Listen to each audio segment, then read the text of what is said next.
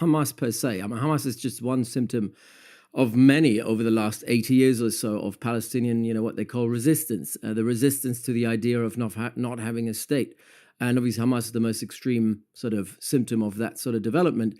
If you wanted to really defeat that narrative, as you would do in any, insurgency, a counterinsurgency operation, you're trying to defeat the narrative and the idea of resistance. And Israel has done everything but defeating that narrative. They, I would say, have actually emboldened the narrative, because now the narrative of resistance is stronger, not just within the Palestinian territories, but also across the Arab world and, arguably across the global south and even in the West. The name itself is an acronym of the Islamic resistance movement.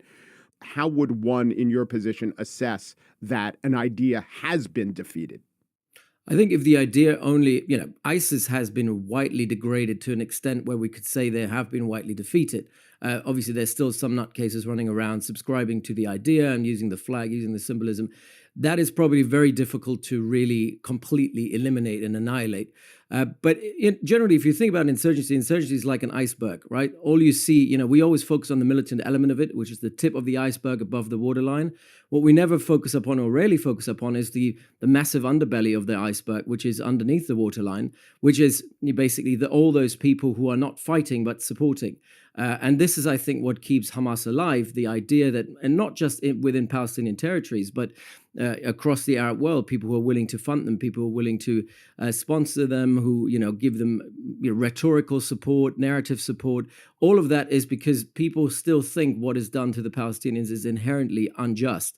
And Israel has done absolutely nothing to actually offer the Palestinians anything to kind of demobilize that. And so you don't need to kill every single Hamas fighter for this to be defeated.